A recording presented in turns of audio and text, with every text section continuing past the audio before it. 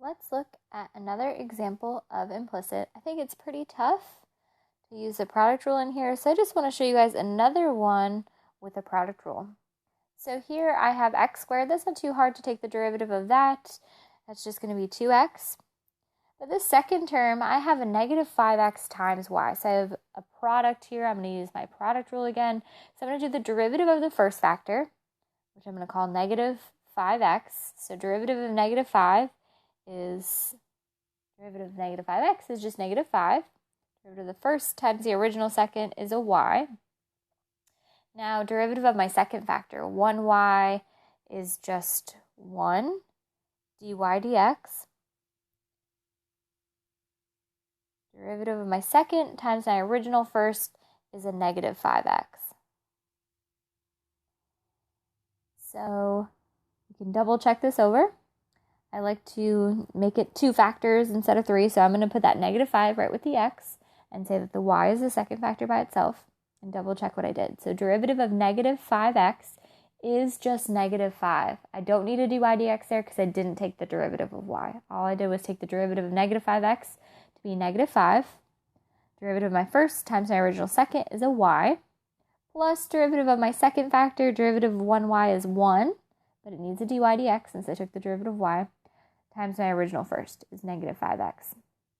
So I'm all set on the left side there. On the right side is super easy. Derivative of 39 is 0. I just don't want to forget to take it.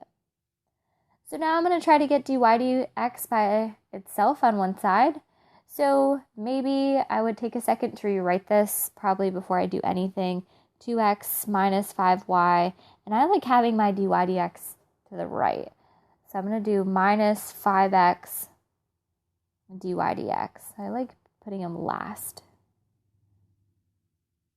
Equals 0. And this helps me to just see what I should do to get dy dx by itself. So rewriting that negative 5x times dy dx. So the easiest way to get dy dx on one side by itself would be to actually just add it, to move it over. So adding 5x dy dx would move it over to the other side. So on both sides I'm going to add 5x dy dx.